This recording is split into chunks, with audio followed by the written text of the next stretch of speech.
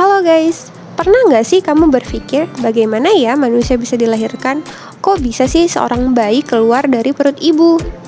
Sebagai makhluk hidup, manusia juga mengalami perkembangbiakan untuk mempertahankan eksistensinya dalam tatanan kehidupan. Nah, sebelum mengetahui bagaimana hal ini dilakukan, dalam video ini kita pelajari dulu yuk tentang alat reproduksi manusia dan bagaimana proses fertilisasi terjadi.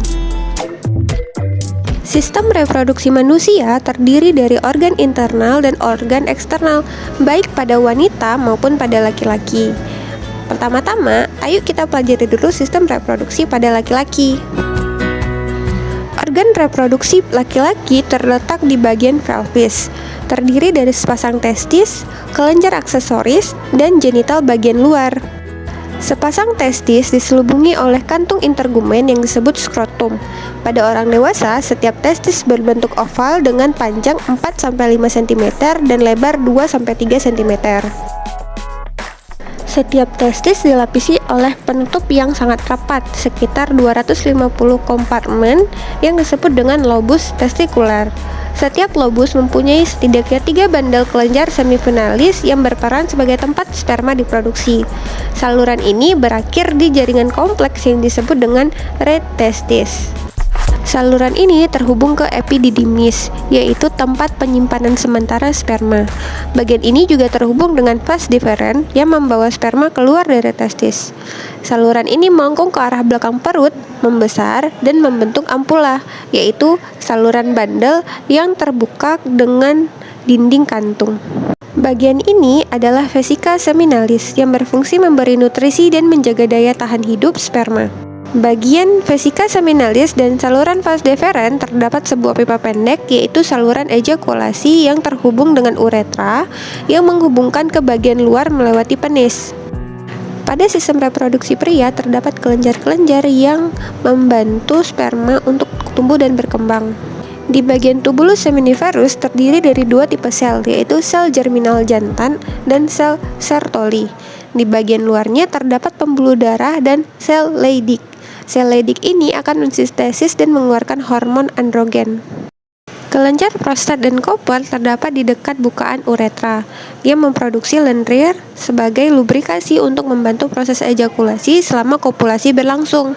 Produk dari kelenjar konstitusi yaitu plasma seminalis yang kaya akan fruktosa, kalsium, dan beberapa enzim. Pada bagian luar organ genital pria terdapat penis, yaitu tempat uretra berada. Bagian ini dapat berereksi dan membantu sperma masuk ke dalam vagina ketika kopulasi berlangsung. Sekarang, mari kita bahas mengenai organ reproduksi wanita. Perlu diingat, wanita mengalami siklus yang bergantian, yaitu siklus menstruasi, periode ovulasi, dan fertility, serta mempunyai produksi gamet yang terbatas.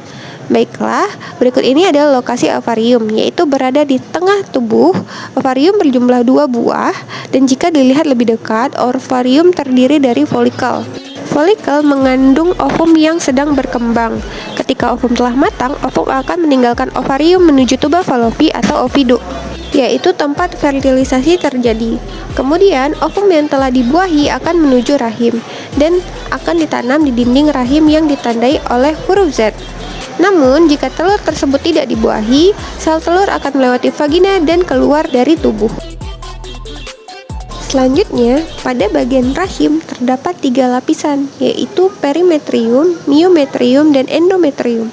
Perimetrium adalah lapisan paling luar, kemudian myometrium adalah lapisan tengah, dan endometrium adalah lapisan paling dalam. Bagian ini adalah bagian tempat sel yang telah dibuahi ditanam.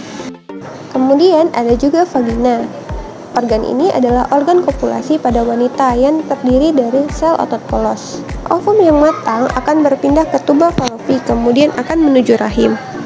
Terdapat bagian infundibulum dan fimbriae. Bagian fimbriae berbentuk seperti jari-jari, sedangkan infundibulum terletak tepat di atas atau di permukaan fimbriae. Bagian ini akan membantu mengambil telur yang dilepaskan oleh ovari dan membantu membawanya menuju tuba Fallopi. Umumnya dilakukan dengan cara peristaltik yang kemudian berubah menjadi aksi silia. Proses ini memakan waktu kurang lebih selama 4 hari. Nah, setelah kita mengetahui bagian organ reproduksi pria dan wanita, selanjutnya kita akan mempelajari bagaimana fertilisasi itu terjadi. Jadi, dalam sekali ejakulasi terdapat sekitar 300 juta sperma yang masuk ke dalam vagina. Namun, jutaan dari sperma akan segera mengalir keluar atau mati karena pH asam dalam vagina. Walaupun demikian, banyak juga sperma yang selamat karena cairan pelindung yang ada di sekitarnya. Kemudian, sperma ini akan melewati serviks menuju uterus. Biasanya, serviks berada dalam kondisi tertutup rapat. Namun, pada saat wanita sedang mengalami ovulasi, bagian ini akan terbuka selama beberapa hari. Sperma akan berenang melewati lendir serviks yang lebih cair dan lebih mudah dilewati.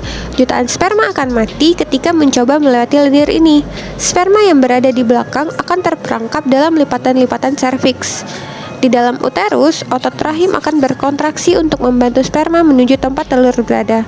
Namun, sistem imun yang berada di tempat ini mengira bahwa sperma adalah benda asing yang harus dihancurkan. Selanjutnya, setengah dari jumlah sperma yang bertahan akan menuju tuba Fallopi yang kosong, sementara setengah lagi akan menuju tuba Fallopi yang telurnya belum dibuahi. Di dalam tuba Fallopi, silia akan mendorong telur menuju uterus, sedangkan sperma harus melawan arus untuk bertemu dengan telur tersebut. Sejumlah sperma akan terjebak di dalam silia dan mati. Dalam proses ini, zat kimia yang berada di dalam saluran reproduksi menyebabkan membran yang menutupi kepala sperma berubah. Hal ini menyebabkan sperma akan berperilaku hiperaktif sehingga sperma akan berenang lebih kuat dan lebih cepat. Akhirnya, dari 300 juta sperma yang bertahan, hanya beberapa lusin yang mencapai telur. Telur ini ditutupi oleh selapis sel yang bernama corona radiata. Sperma harus mendorong ke dalam lapisan ini untuk mencapai bagian paling luar dari telur, yaitu zona pellucida. Ketika telah berada di dalam zona ini, sperma akan menempelkan reseptor di permukaannya yang memicu akrosom menghasilkan enzim pencernaan yang digunakan sperma untuk masuk ke dalam lapisan ini. Di dalam zona pellucida terdapat ruang sempit yang berisi cairan yang berbatasan dengan membran sel telur. Sperma pertama yang dapat membentuk kontak dengan membran sel akan membuahi telur. Setelah berbagai perjuangan itu, sperma ini akan menempel pada membran sel. Dalam beberapa menit, bagian luar dari kedua sel akan melebur. Sel telur akan mendorong sperma untuk masuk ke dalam. Peristiwa ini membuat perubahan pada membran telur yang mencegah sperma lain untuk menempel pada sel telur. Kemudian, sel telur akan mengeluarkan senyawa kimia untuk mendorong sperma lain menjauhi sel telur. Hal ini membuat membrannya tidak bisa ditembus. Reaksi yang menyebar ini mengakibatkan zona pellucida mengeras dan membuat sperma lain terperangkap di dalamnya. Sedangkan di luar sel telur, sperma lain tidak bisa menempel ke zona pellucida. Sedangkan di dalam sel, materi genetik yang dibawa sperma menyebar kemudian membentuk membran baru di sekitarnya, yaitu pronukleus jantan. Sedangkan material genetik tadi akan memadat dan membentuk 23 kromosom. Begitu pula dengan sel telur yang dibuahi. Sel telur juga membentuk pronukleus betina yang mengandung 23 kromosom. Kemudian, jaring spinal akan mendorong mereka untuk saling berdekatan. Keduanya akan saling bergabung dan menyelesaikan proses fertilisasi. Kemudian, kode-kode genetik yang unik akan muncul, seperti warna mata, bentuk rambut, warna rambut, dan seluruh karakteristik lainnya secara langsung. Nah, dari sebuah zigot inilah menjadi awal mula kehidupan baru dari manusia. Setelah itu semua, seluruh sperma yang berada di luar dari sel telur akan mati dan dikeluarkan secara bertahap. Dari sebuah zigot inilah akan muncul kehidupan baru dan perjalanan baru bagi calon manusia. Terima kasih sudah mengklik video ini. Sampai jumpa di pembahasan berikutnya. Bye-bye.